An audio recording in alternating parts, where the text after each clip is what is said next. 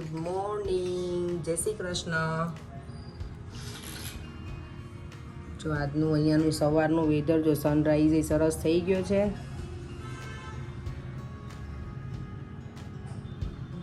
સરસ મજાના હોર્નના અવાજ પણ સંભળાય છે મોર્નિંગમાં. અમારે ત્યાં એકદમ સાયલેન્ટ હોય સવારમાં, અને અહીંયા ગમે થોડું આમ લાગે કે કંઈક લાઈવ છે એમ. હવે મારે ગણતરીના દિવસો જ બાકી છે એટલે થોડુંક એન્જોય અહીંયા કરી લઉં. જેટલા દિવસ છે એટલા દિવસ. શ્લોક છે ને એટલો ગુડ બોય છે ને, એન મમ્મીને એવું ટેન્શન હતું કારણ કે એ લોકો બોમ્બે ગયા છે કેયુર ને કવિતા ફરી વાર. તો એને એવું ટેન્શન હતું કે શ્લોક છે ને અમારી જોડે નહીં રહે. થોડુંક એમ હતું કે રહેશે કે નહીં, પણ એટલો ડાયો છોકરો બની ગયો છે ને. જો જાતે બધું કરી લે છે ને બેટા. જો આ જાંબુ છે ને એમાં મેં પેલું નાખ્યું છે સોલ્ટ. વોશ તો કરીને હું ખાતી હતી ધોઈને, પણ કાલે મને વિડીયોમાં છે ને કોઈએ કમેન્ટ કરી હતી કે એને ધોઈને સીધા નહીં ખાવાના, એમાં થોડું સોલ્ટ નાખી અને રહેવા દેવાના, તો પછી એમાં કંઈ હોય તો તમને ખબર પડે. એટલે હવે તો હું પણ સિરિયસ છું કે એમને નહીં પેલું વોશ તો કરીને ખાતા જ હોઈએ, પણ હવે ધ્યાન રાખી સોલ્ટ ને બધું નાખી અને રહેવા દઉં પછી ખાઈશ. આ છે ને કવિતાના ભાભી છે અને એની ડોટર જેની.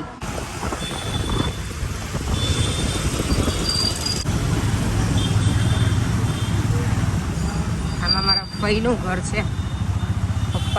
પપ્પાની 5 ભાઈ બહેન છે ને, એમાં સૌથી મોટા ફઈ મારા. ફઈ જય શ્રી કૃષ્ણ. જય શ્રી કૃષ્ણ. આ ફઈ છે ને મારા સૌથી મોટા છે બધા ભાઈ બહેનમાં, 5 ભાઈ બહેનમાં. અને આ મારું રીધુ બાલોભાઈ છે મારા ફઈનો છોકરો નાનો, એનો છોકરો છે, એક જ છે ને. જો અમે લોકો છે ને બહાર ગયા હતા હું મારા પપ્પા, તો ઘરે આવી ગયા ને તો છોકરાઓ કંઈક કહે છે. શું હતું વ્યાના નીચે?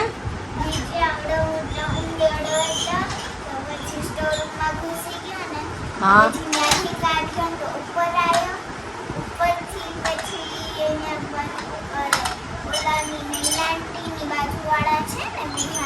હા. ઓ કેટલો મોટો હતો એ શ્લોકો? આપણા ઘરમાં આવી જાય ઉંદરડો? આવ્યો તો પછી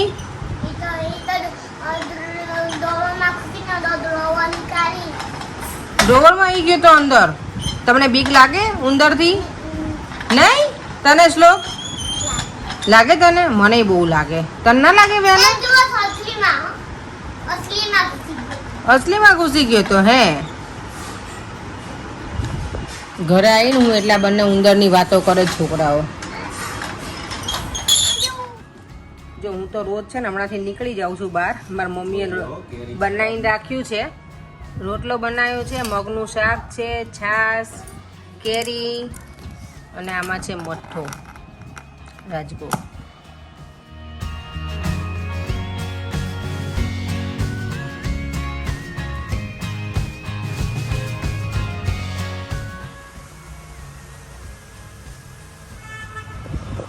જો મારા હેરની ટ્રીટમેન્ટ કરાવવાની છે ને, મારા હેર બહુ ડ્રાય છે ને, એટલે એના માટે હું ગઈ હતી. મારા પપ્પા એ લોકોનું ફ્લેટ છે નીચે જ છે સલૂન, પણ સલૂનમાં છે ને એસી બંધ પડ્યું અચાનક. જ ગરમી બહુ છે ને એટલે તે લોકો મને ટ્રીટમેન્ટ લગાવીને મને કે તમે 1 અવરમાં નીચે આવજો પાછા, ત્યાં સુધીમાં એસી રિપેર થઈ જશે. આમ પણ આ પ્રોસેસ થાય, ડેવલપ થવા દેવું પડે ને ટ્રીટમેન્ટને, એટલે હું પાછી ફ્લેટે જાઉં છું ઉપર.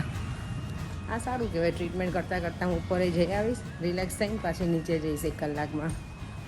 તો ચાલો મળીએ પછી ફરી વાર સલૂનમાં.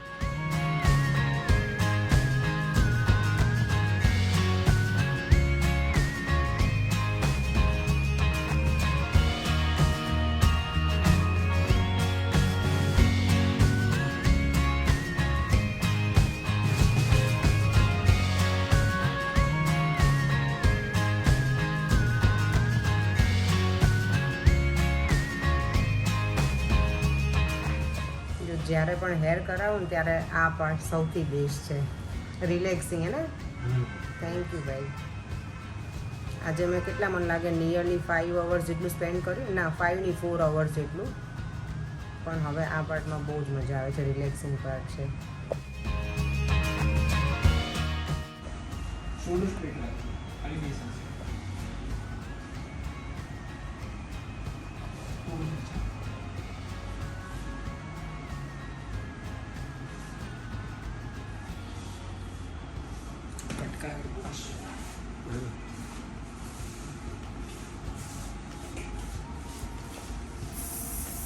अभी सीरम अच्छा सीरम से मेरे हार्ट नहीं कर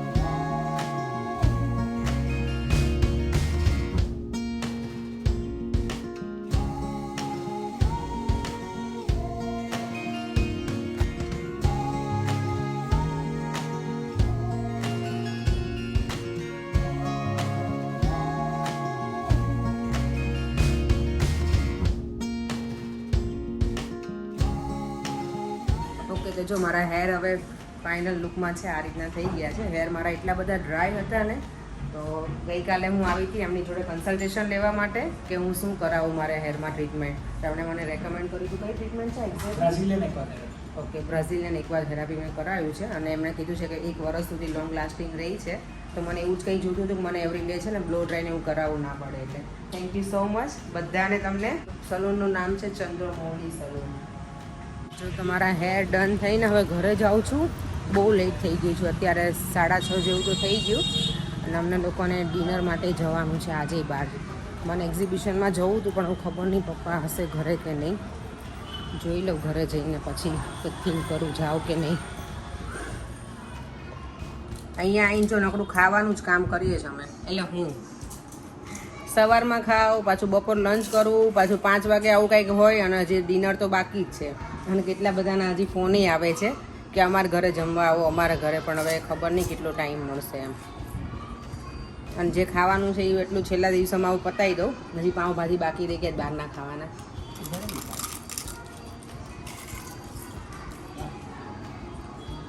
પણ જોઈનું ચાઇનીઝ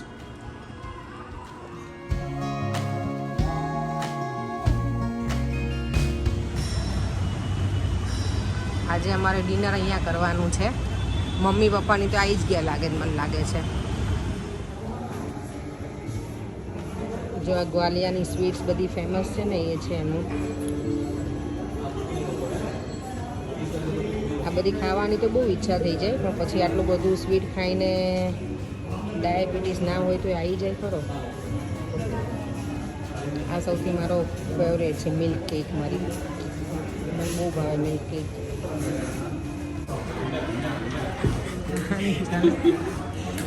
જો તો આગલી પાર્ટી છે મારા આ નણંદ તરફથી. એવરી ડે મારા એકને એક નણંદ મને પાર્ટી આપે છે, કાકાજી આપે અને નણંદ આપે અને હમણાં એમ જ પાર્ટી જ છે મારે.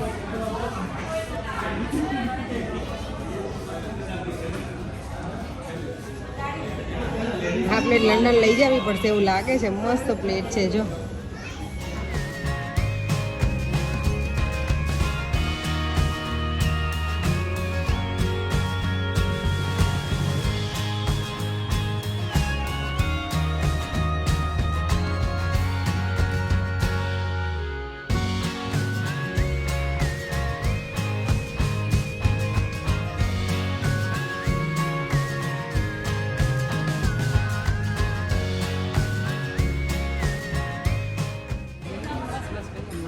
આજની મને આ પ્લેટ જ એટલી ગમી ગઈ છે ને, એટલી સરસ પ્લેટ છે ને. ચલો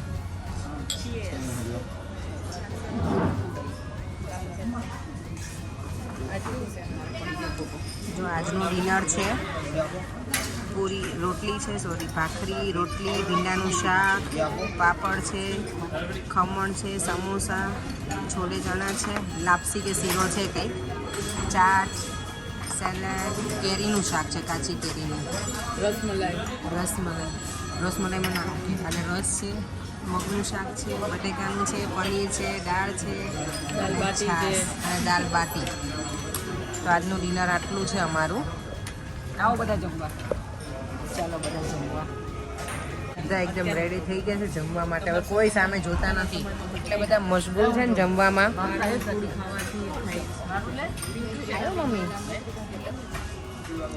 મમ્મીને પહેલાં લેવું છું જો બસ. જો આ બધા જેટલા ટેબલ ઉપર બેઠા ને બધાને ડાયાબિટીસ છે. પેલા કંઈક ઘરે કંઈક સ્વીટ ખાવાનું ડાયાબિટીસ તો ડાયાબિટીસ હોય અને અહીંયા જો બધા ખાય છે આ ડાયાબિટીસ વાળા.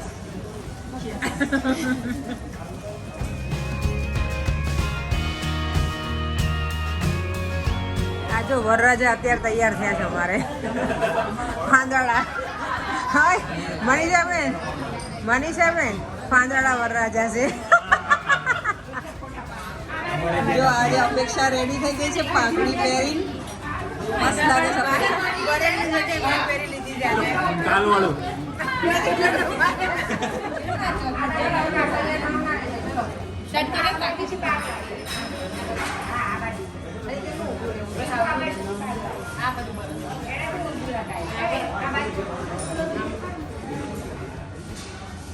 તાર ભાખરી રોટલી પૂરું હવે જલપાન રોટલા જલપાબેનના રોટલા હતા ને મારું ભાખરી રોટલી હતું એટલે મમ્મી કહે તમારું બધું પૂરું. આટલા દિવસથી બધા એવરી ડે મને ક્યાંક ને ક્યાંક લઈ ગયા. થેન્ક યુ બધાને. બાપુ છે આ અમારા ગાંધી બાપુ છે. જો લાગે છે ને મને છે ને કોમેન્ટમાં જણાવજો કે ગાંધી બાપુ જેવા લાગે છે. બેટા પિન્ટુ